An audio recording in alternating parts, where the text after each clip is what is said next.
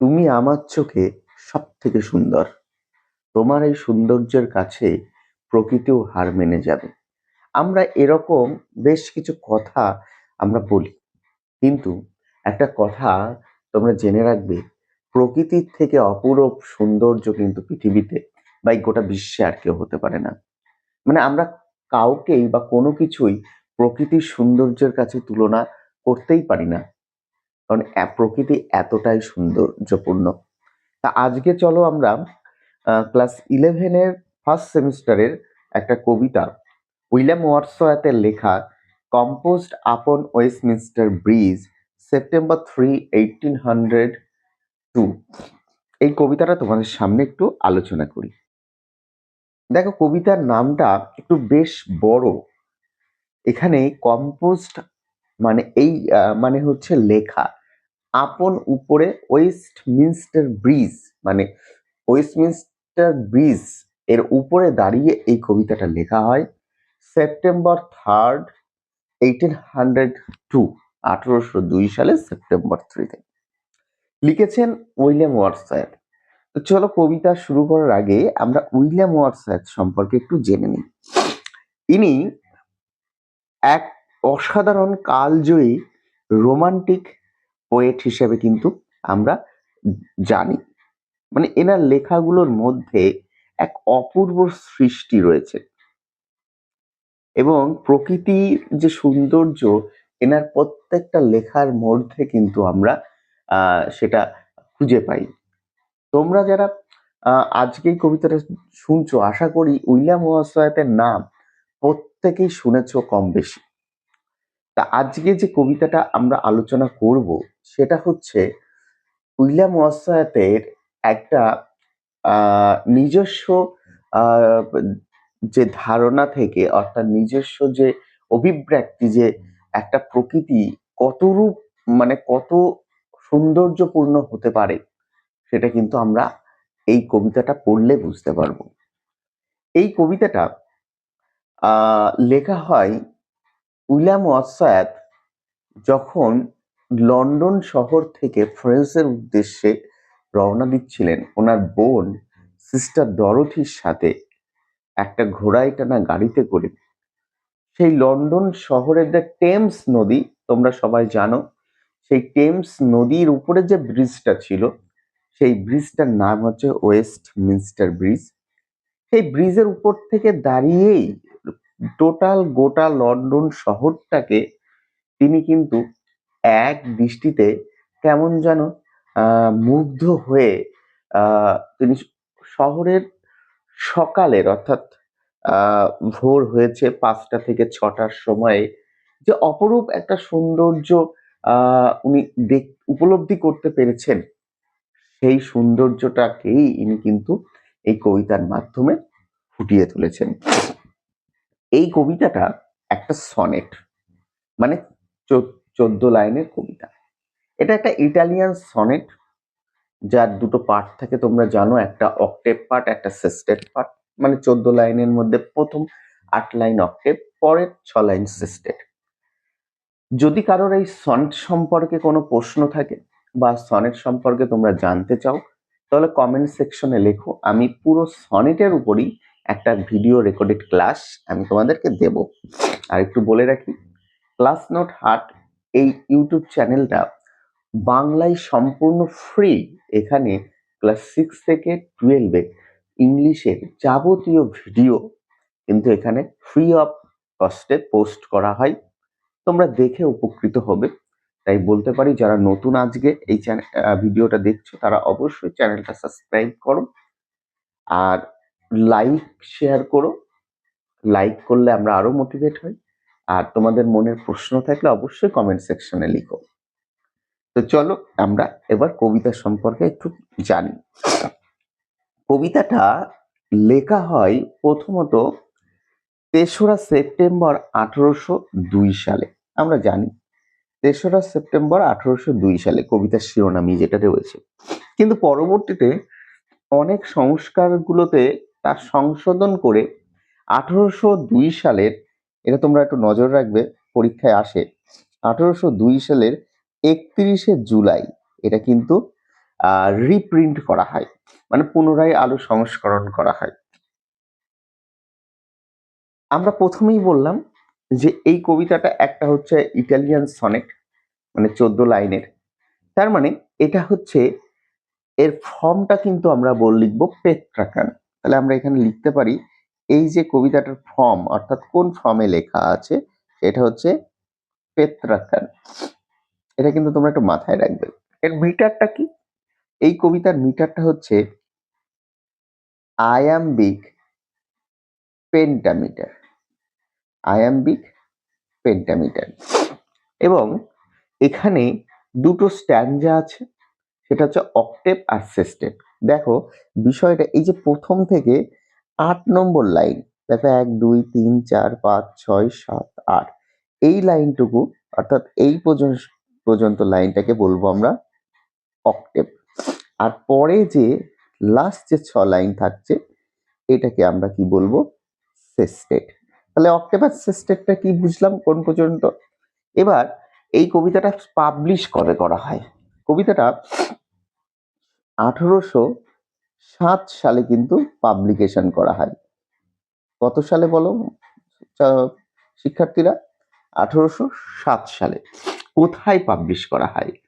এই কবিতাগুলো poems in two volumes বলে একটা সংকলন ছিল। আমরা লিখতে পারি এখানে কোথায় কবিতাটা পাবলিশ করা হয়েছিল। Poems, POEMS, poems in two volumes, অর্থাৎ উইলিয়াম ওয়ার্ডসওয়ার্থের একটা সংকলন ছিল পোয়েমস ইন টু ভলিউমস, সেখানে কিন্তু এই কবিতাটাকে পাবলিশ করা হয়। তাই এবার চলো আমরা যেহেতু বললাম এটা লন্ডন শহরের ভোরবেলায়, অর্থাৎ টাইম, এই টাইমটা কিন্তু অনেক সময় প্রশ্ন আসে, DAWN মানে ভোরবেলা বা উষাকাল, তোমরা কিন্তু জেনে রাখো।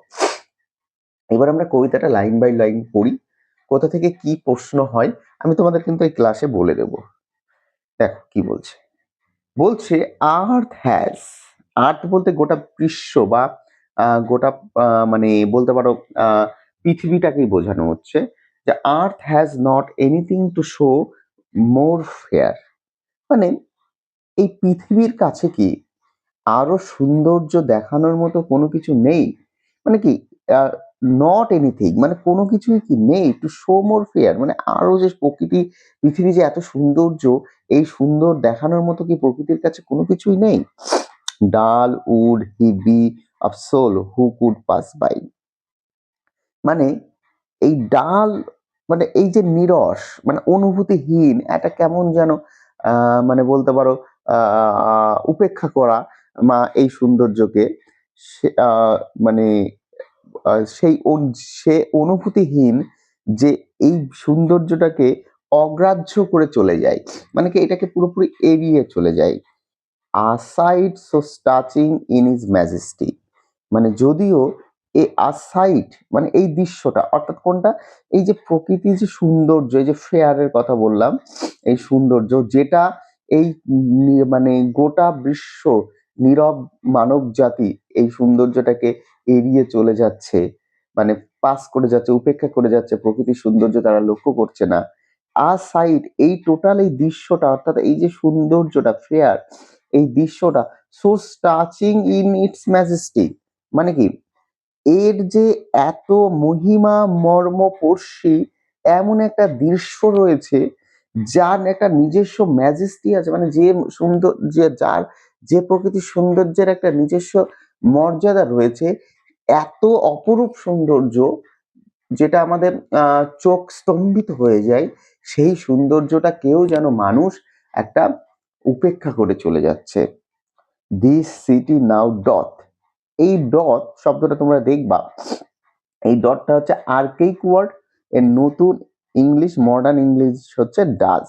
তা বলছে does this city now dot, যেন এই ডট মানে থাকা, পড়ে রোয়া, পড়ে থাকা, যেন মনে হচ্ছে এই শহরটা পড়ে রয়েছে এখন লাইক এ গার্মেন্ট ওয়্যার, মানে কি একটা পোশাকের মতো, গার্মেন্ট মানে আমরা জানি পোশাকের মতো, কি wiring the beauty of the morning, underline করো এই জায়গাটা, যে শহরটাকে দেখে মনে হচ্ছে সকালের একটা সৌন্দর্যের একটা চাদর গায়ে দিয়ে রয়েছে, মানে লন্ডন শহরের কথা আমরা এখানে উল্লেখ করছি, কবি লন্ডন শহরের সকালের সৌন্দর্যটাকে বর্ণনা করছে, যে লন্ডন শহরের সকালটা এতটাই সৌন্দর্যপূর্ণ যেন মনে হচ্ছে শহর একটা সকালের একটা সৌন্দর্যের চাদর গায়ে দিয়ে রয়েছে। সাইলেন্ট বেয়ার, এবং সেই সৌন্দর্যটা কি নীরব, এর অনাবৃত। Ships, towers, domes, theatres, the temples lie, বলছে শিপস জাহাজগুলি, টাওয়ার্স মানে জমত টাওয়ার্স, বড় বড় যে টাওয়ার্স গুলো, ডোমস মানে চূড়া, গম্বুজ, থিয়েটার নাট্যমঞ্চ, অ্যান্ড টেম্পলস লাই, সমস্ত কিছু যেন নীরব ভাবে, মানে মানে কেমন যেন বলতে পারো লাইফলেস ভাবে লাই মানে কি শায়িত রয়েছে বা পড়ে রয়েছে। কোথায়? Unto open unto the fields, মানে উন্মুক্ত যে মাঠ, উন্মুক্ত সেই মাঠের উপরে, অ্যান্ড টু দ্য স্কাই, এবং আকাশের সীমাহীন অবধি পর্যন্ত, মানে কি খোলা আকাশের নিচে উন্মুক্ত মাঠের উপরে কিন্তু এগুলো সব পড়ে রয়েছে। এইগুলোর সব কিন্তুই গোটা মানব জাতি উপেক্ষা করছে।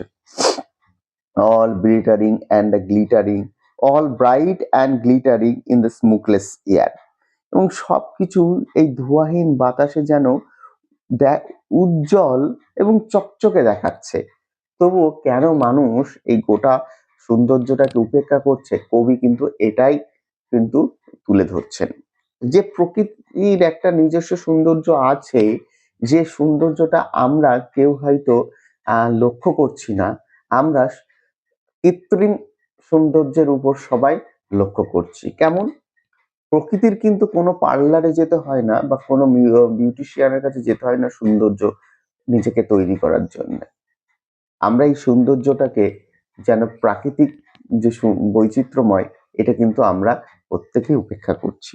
এটা কিন্তু অক্টেভ পাঠে কবি বললেন। তাহলে এই যে পাঠটা থেকে আমরা পড়লাম, এই পাঠটা থেকে কয়েকটা প্রশ্ন আমাদের মনে রাখা উচিত। এখানে বিউটি অফ মর্নিং এর যেটা সাইলেন্ট আর বেয়ার ছিল, ডোমস একটা ছিল, এটা ক্যাথেড্রাল উত্তরটা হবে যখন প্রশ্ন আসবে। চলো আমরা শেষের পার্টটা একটু দেখি। Never did sun more beautifully steep, মানুষ উপেক্ষা করলেও সূর্য কখনো এত সুন্দরভাবে প্লাবিত করেনি। In his first splendour valley, rock or hills, উপত্যকা, পাথর অথবা পাহাড়কে তার প্রথম আলোর ঝলকানিতে। নেভার, এটা আর্কিক ওয়ার্ড যার মানে হচ্ছে never. Never saw I never felt a calm so deep, কবি বলছেন আমি কখনো দেখিনি বা কখনো অনুভব করিনি যে এতটা সৌন্দর্যের প্রশান্তি রয়েছে এখানে, গভীর। The river glideth at his own sweet will, এবং নদী যেন তার আপন বেগে বয়ে চলেছে। গ্লিথেড মানে হচ্ছে নদী বয়ে চলা। এই রিভার বলতে কোন রিভারের কথা বলা হয়েছে? টেমস, এটা কিন্তু তোমরা লিখে রেখো, এখানে টেমস নদীর কথা বলা হয়েছে। তার মানে কবি বলছেন যে আমি যে ব্রিজের উপর দাঁড়িয়ে এই কবিতাটা লিখছি বা সৌন্দর্যটা উপভোগ করছি, আমার নিচে যে নদীটা, টেমস নদীটা, সে কিন্তু আপন বেগে চলে যাচ্ছে। সেই নদীর জলকে বাধা দেওয়ার মতো কেউ নেই। কেন বলতো? আমরা একটু আগেই পড়লাম যে সমস্ত নৌকাগুলো বাধা রয়েছে, সেই নৌকাগুলো চালানোর মতো সময় হয়ে ওঠেনি, তাই নদীর জল কিন্তু কেউ বাধা দিচ্ছে না। সে নদীর জলটা এক নিজের সুইট ওন, নিজের আপন মনে বয়ে চলেছে। ডিয়ার গড, হে ঈশ্বর, the very houses SIM asleep, বাড়িগুলো যেন মনে হচ্ছে চির ঘুমন্ত অবস্থায় রয়েছে। তার মানে কি প্রত্যেকটা মানুষ এখনো নিদ্রাচ্ছন্ন, মানে এখনো সকালবেলার সৌন্দর্য তারা উপভোগ করে না, কারণ সবাই একটু দেরিতে ওঠে। যেমন তোমরা অনেকেই কিন্তু সকালের যে সৌন্দর্য, অর্থাৎ সূর্য যে আকাশে ওঠে তখন যে একটা মহিমা আকাশে থাকে, সেটা কিন্তু আমরা অনেকেই লক্ষ্য করতে পারি না। আমরা অনেকেই একটু লেট করে ঘুম থেকে উঠি, যার জন্য এই সৌন্দর্যটা আমরা কোনোদিনই দেখার সৌভাগ্য হয় না। চলো নেক্সট বলি। And all that mighty heart is lying still. এবং এই শক্তিশালী ওই যে মানে অ্যাকচুয়ালি হৃৎপিণ্ড বলতে কোনটাকে বোঝানো হচ্ছে, লন্ডন শহরের যে সৌন্দর্যটা যেন এখনো বিশ্রামরত। মানে কি, এই শক্তিশালী যে হৃৎপিণ্ড বা এই যে শক্তিশালী যে ওর যে অস্তিত্ব, সেটা যেন এখনো বিশ্রামিত, মানে কি এখনো যেন ঘুমিয়ে রয়েছে।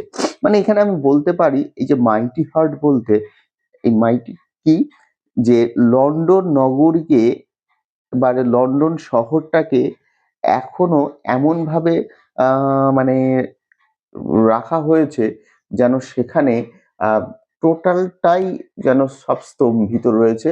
মানে সেখানে এখনো সেই যে কলরব, সেই যে ব্যস্ততা, সেই যে মানুষের একে অপরের কর্মক্ষেত্রে যাওয়ার যে হইচই, সেই বিষয়গুলো কিন্তু নেই। ওই জন্যই প্রথমেই কিন্তু আমরা এখানে জানলাম কি, সাইলেন্ট অ্যান্ড বেয়ার।